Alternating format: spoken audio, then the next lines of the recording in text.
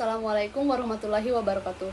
Perkenalkan, nama saya Perdisa Putri Gandari, berasal dari Sarjana Terapan Keperawatan Poltekkes Kemenkes Bengkulu, tingkat 2 RKI, dengan NIM P01720322077.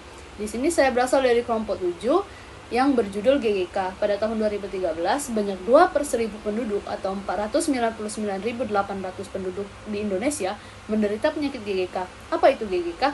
GGK, gagal ginjal kronik. Gagal ginjal kronik adalah gangguan fungsi ginjal yang progresif, di mana tubuh tidak mampu memelihara metabolisme dan gagal memelihara keseimbangan cairan dari elektrolit yang berkaitan pada peningkatan ureum.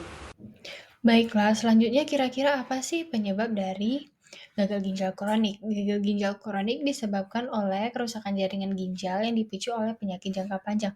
Nah, apa sih contoh dari penyakit tersebut? Nah, dapat kita lihat di poster, itu ada hipertensi, diabetes, dan dapat dipengaruhi oleh konsumsi narkoba dan zat adiktif. Nah, mengapa sih diabetes dan hipertensi dapat memicu gagal ginjal?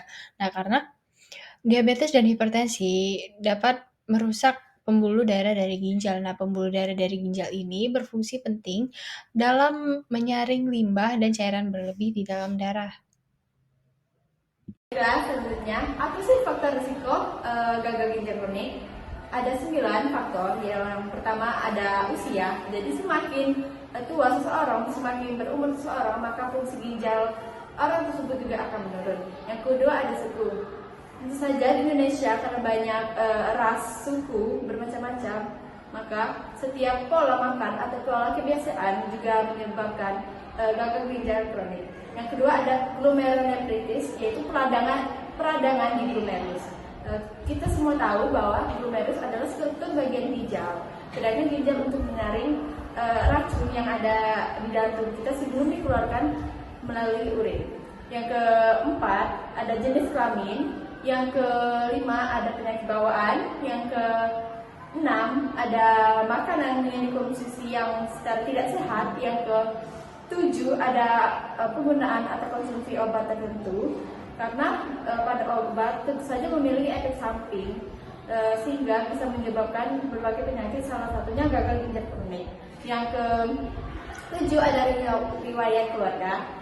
Tentu saja faktor keturunan atau genetik tidak bisa diubah. Dan terakhir ada penyakit autoimun, serta ada juga kondisi lainnya seperti obstruksi batu ginjal dan kerusakan di ginjal.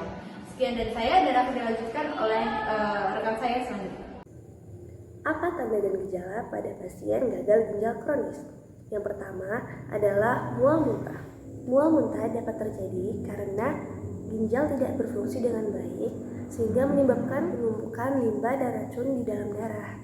Sehingga hal tersebut dapat memicu iritasi pada sistem pencernaan dan mengganggu keseimbangan tubuh, sehingga hal tersebut memicu terjadinya mual dan muntah. Tanda dan gejala yang kedua adalah hilangnya nafsu makan. Hal ini dipicu karena terjadi penumpukan zat-zat limbah dalam darah yang dapat mengganggu sistem pencernaan dan mempengaruhi nafsu makan. Yang ketiga, mudah lelah. Hal ini disebabkan karena terjadi penumpukan limbah dan kekurangan hormon-hormon penting yang terjadi karena adanya kerusakan pada ginjal, sehingga fungsi ginjal terganggu dalam menjaga keseimbangan tubuh dan menyebabkan kelelahan umum. Yang keempat adalah gangguan tidur. Hal ini terjadi karena ada penumpukan toksin dalam darah, yang mana hal ini mempengaruhi fungsi otak, termasuk regulasi pola tidur. Hal ini bisa menyebabkan pasien dengan gagal ginjal kronik mengalami sulit tidur ataupun insomnia. Yang kelima, adanya perubahan pada frekuensi buang air kecil. Hal ini dikarenakan ginjal tidak bisa berfungsi dengan baik, sehingga ginjal tidak dapat mengatur produksi urin dengan benar, yang mana menyebabkan perubahan pada pola buang air kecil. Tanda dan gejala yang keenam adalah gatal-gatal.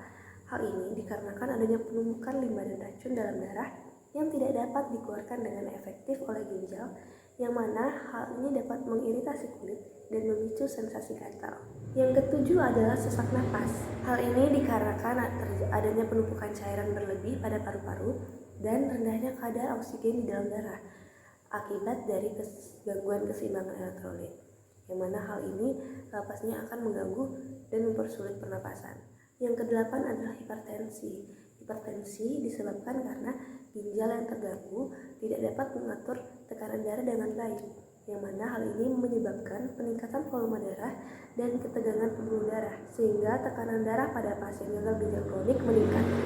Last but not least, yang ke-9 yaitu kebocoran protein, bahkan ada darah di dalam urin. Hal ini terjadi karena ginjal yang sehat seharusnya memfilter darah dengan cermat, mempertahankan protein dan sel darah merah di dalam aliran darah.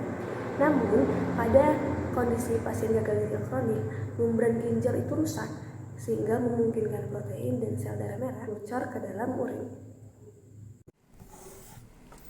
Baiklah, di sini saya akan melanjutkan video dari teman saya. Saya akan menjelaskan tentang pencegahan dan pengobatan gagal ginjal kronik. Di sini ada 6 poin. Apa itu 6 poinnya? Yaitu cerdik. Apa sih cerdik? Cerdik terdiri dari C. C yaitu cek kesehatan rutin, kemudian E-nya asap rokok, kemudian R rajin aktivitas, dan D diet sehat kalori, kemudian I istirahat cukup, dan yang terakhir K kelola stres. Mungkin itu adalah pencegahan dan pengobatan gagal ginjal. Terima kasih.